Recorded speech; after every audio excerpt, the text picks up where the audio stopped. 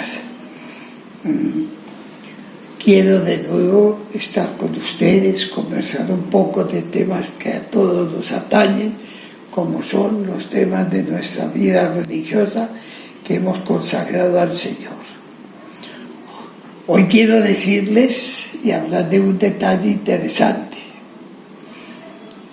Ya les dije que el concilio fue el gran regalo del Espíritu Santo a la Iglesia, que le entró aires nuevos de renovación en todo el sentido de la palabra.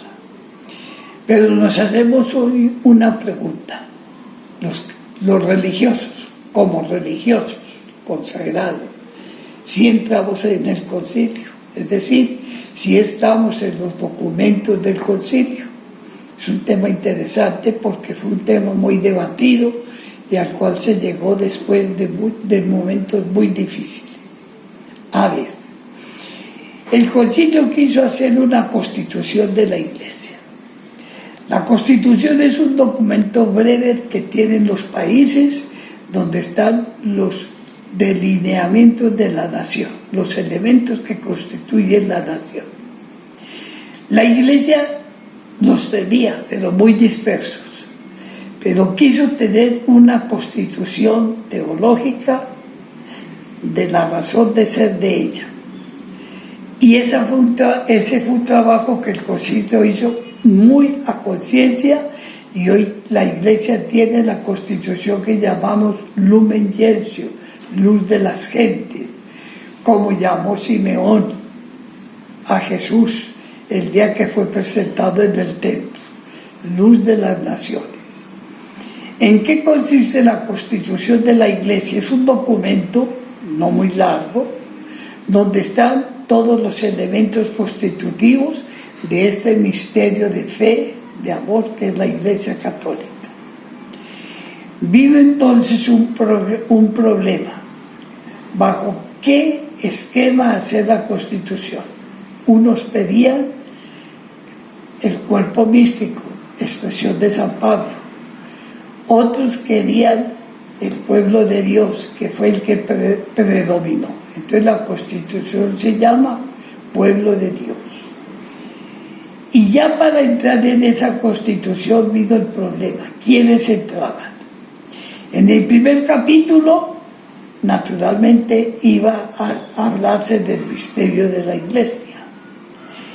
En el segundo, pueblo de Dios. En el tercero, iban a entrar los laicos. En el cuarto, las autoridades. En el quinto, la santidad. Y quedaba el sexto. ¿Los religiosos entrarían en la Constitución o no?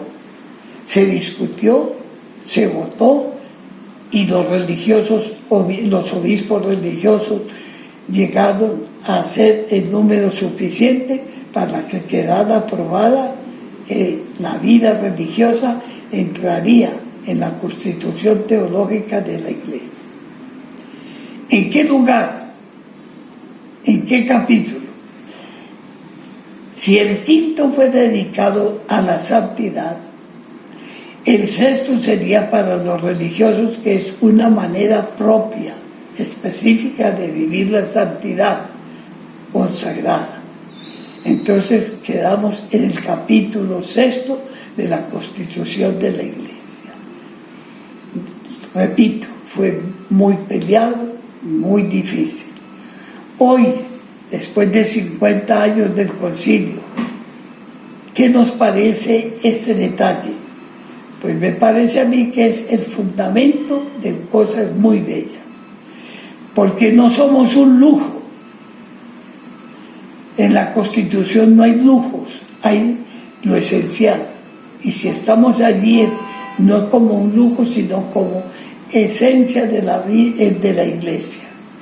En segundo lugar, en la Constitución se pueden cambiar los elementos, pero quedarán siempre los necesarios.